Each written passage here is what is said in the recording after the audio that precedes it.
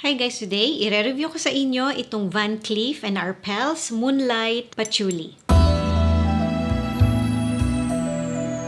Ang bango nito guys, sobrang in love ako dito sa perfume na to. For the longest time, hindi ko pinapansin tong brand na to. Meron na tayo sa Rustans, Makati, and I'm not sure kung saan pa meron dito sa Pilipinas, pero etong Moonlight Patchouli from the collection Extraordinaire, I don't know kung may iba pa siyang collection, pero ito kasing unang-unang bottle na nagkaroon ako. Sobrang in love ako dito sa pabango na to. So sa initial spray, ang fresh niya guys, very fresh pero woody na may pagka-lipsticky na rosy almost. May patchouli siya sa initial na spray or sa initial na notes. Meron kasing sinasabing dirty patchouli and meron din sinasabi kasing clean patchouli. Pero kahit na may patchouli siya sa top note, ang linis pa rin niya guys, lalo sa unang spray. Napaka-sophisticated and professional ng amoy nito for me. I like wearing it pag nasa corporate na settings. I feel like a CEO or a boss kapag gamit ko siya. Ang expensive. For me guys, ang expensive ng amoy niya. After 5 minutes, mas magiging clear na talagang rose patchouli combination siya na perfume. And this is being compared to Dior's Gris Dior. Yes, I could smell the similarities pero mas feminine ito. Sabihin na natin, kung gusto mo si Gris Dior, and ako sa experience ko kasi may times na parang it's a bit too masculine sa lakad ko or sa damit na suot ko, itong Moonlight Patchouli ni Van Cleef's. I-try nyo guys kasi medyo mas softer siya and mas dominant yung rose niya. I love Gris Dior and it doesn't mean na porke meron na ako nitong Moonlight Patchouli, hindi ko na yun gagamitin. But I feel like, because babae ako, mas magagamit ko ito madalas. Etong Moonlight Patchouli. After mga 15 minutes, medyo may note na akong naaamoy sa kanya na may parang deodorant yung dating and it's hard to unsmell it pag nahuli mo yung amoy na yon. Pero overall,